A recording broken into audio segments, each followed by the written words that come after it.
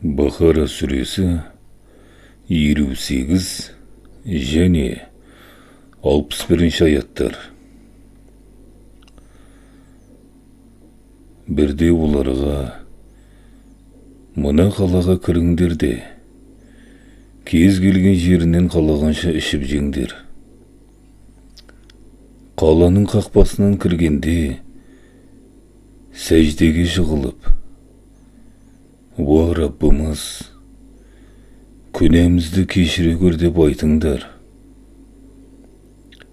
Сонда күнәларыңды кешіреміз. Игілікті істер атқаратын ізгі құлдарымызға берер сыйымызды бұдан да арттырамыз дедік. Алайда ол залымдар қырсығып, өздеріне бұйырылған сөзді басқа сөзбен ауыстырып айтты. Сонда біз бұйрығымызды орындамай, өздеріне қиянат жасаған ол залымдардың басына жүгенсіз кетіп күнәға батқандары үшін көктен жан түршігерлік азап түсірдік. Бір кездері Мұса қауымы үшін су іздеп Аллаға жалбарынған еді. Сонда біз оған аса таяғымен тасты ұр дедік. Сол сәтте тастан 12 бұлақ атқылады. Әр ру өзінің су ішетін бұлағын біліп алды.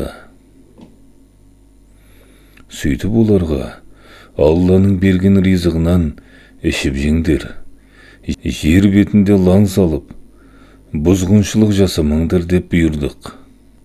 Әй Исраил ұрпақтары, бірде сендер: әй Муса, біз бұлай бір тамаққа ғана қарап төзіп отыра алмаймыз. Біз үшін Раббыңа дұға ет.